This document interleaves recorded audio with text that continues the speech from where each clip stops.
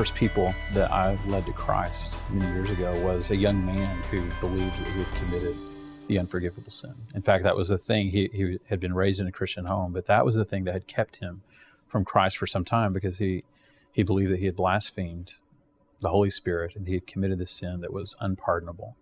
And certainly Christians have been haunted by these words of Jesus. We find them in the Gospels. One of the places we find them is in Mark chapter 3, where Jesus says that all sins will be forgiven the children of men, and whatever blasphemies they utter, but whoever blasphemes against the Holy Spirit never has forgiveness, but is guilty of an eternal sin.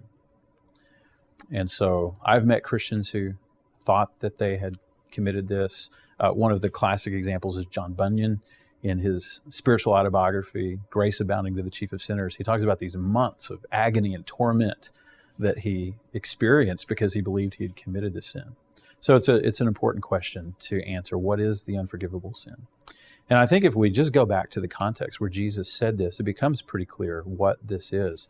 So in the context, Jesus had performed miracles, and many of his miracles were exorcisms, where he had cast demons out of people.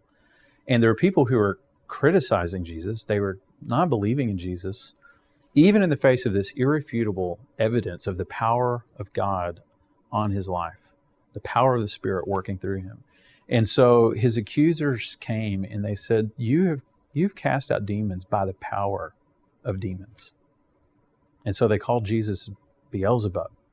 Jesus himself was casting out demons by the power of demons. So what they were doing is they were in the face of the clear and irrefutable evidence of the power of God working in the life of Jesus Christ. They were witnessing this in person.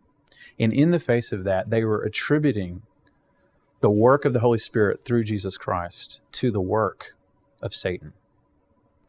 And it's in that context that Jesus says they have blasphemed the Holy Spirit and they have committed a sin, which is a sin that cannot be forgiven. So when we ask this question today, can a Christian today commit an unforgivable sin? I think we're in a different situation in that we're not eyewitnesses to Jesus. So we're not seeing these miracles of Jesus firsthand ourselves. So there's a difference there. And for any person who believes that Jesus is the Christ, that Jesus is the Son of God, and who wants their sins to be forgiven, certainly their sins can be forgiven. All sins can be forgiven. The one thing that would be dangerous is for a person to have studied for themselves the record of Christ's work in the gospel and believe that Jesus Christ really did perform miracles, but then be utterly convinced in their own mind and heart that this was not God at work, but that it was actually an evil power at work. And so to call Jesus evil and say that it was by the power of evil that Jesus did the miracles that he did. And for a person to come to that conclusion as their settled opinion about Jesus Christ, that would be a very dangerous thing. But for anyone who wants their sins forgiven and believes that Jesus Christ is the Son of God, was anointed with the Spirit, and asks him to forgive their sins, that person can be forgiven of their sins and has not committed an unforgivable sin.